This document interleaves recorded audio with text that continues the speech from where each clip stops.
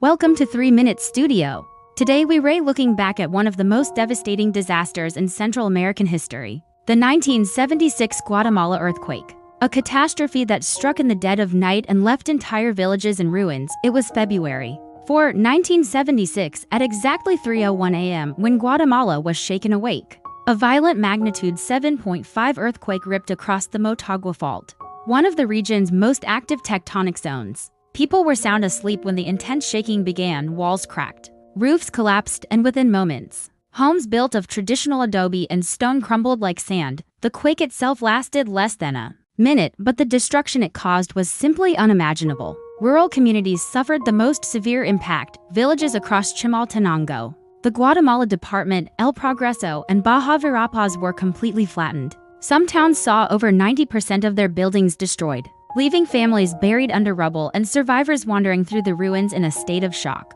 Roads split open, massive landslides cut off remote mountain communities, and power lines snapped, plunging the entire region into total darkness by sunrise. The true scale of the devastation was horrifyingly clear. More than 23,000 people were killed, tens of thousands were injured, and over 1 million were left homeless. The nation descended into chaos. Hospitals were completely overwhelmed. Rescue workers struggled desperately to reach remote areas, but collapsed bridges and landslides blocked almost every access route. The capital, Guatemala City, was also hit hard. Schools, hospitals, and entire neighborhoods lay in ruins. Terrifying aftershocks continued for months, forcing families to sleep outdoors, too scared to go back inside as the remaining walls threatened to fall. International aid began to pour in, but the damage was so vast and widespread that relief efforts took weeks to reach every single affected area. The 1976 earthquake exposed a critical and deadly problem. Most homes were built without any consideration for seismic safety. This disaster forced major changes in building codes all across Guatemala,